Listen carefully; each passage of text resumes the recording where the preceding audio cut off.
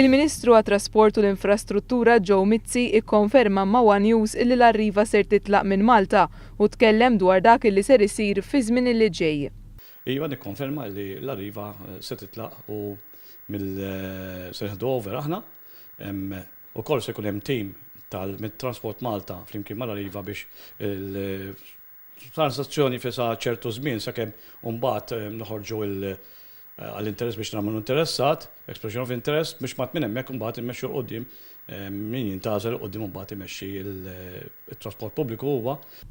Il-Ministru fisser li l-għana ħari tal-Gvern huwa li l-poplu jkun tassew moqdi bis-servizz ta' trasport pubbliku.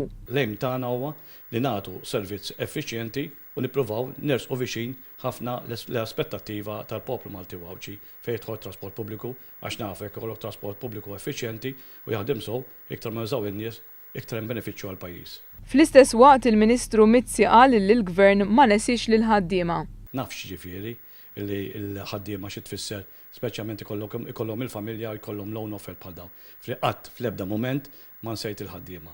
U jiena fil-fatt għada ħanintaqa' mal-General Union li tippreżenta lill-ħaddiema l-maġġoranza tal-ħaddiema hemmhekk kif ukoll anke mal-ħaddiema ħna nagħmlu biex nintaqa' mal-ħaddiema wkoll. Il-Ministru Joe Mizzi ta' garanzija li l-poplu Malti Wawċi kollu li s-servizz ta' trasport pubbliku ser jibqa' jingħata b'mod normali.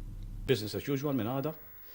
Naraw li bħalma għamilna meta kien hemm il-problemi ta' inċident tal-Bendy buses, rajna li provdejna servizz. Bat meta kien hemm il-kwistjoni li mbagħad sebdew l-iskejjer, rajna li provdejna servizz, illum nagħtu garanzija wkoll li se jibqa' dejjem servizz ukoll.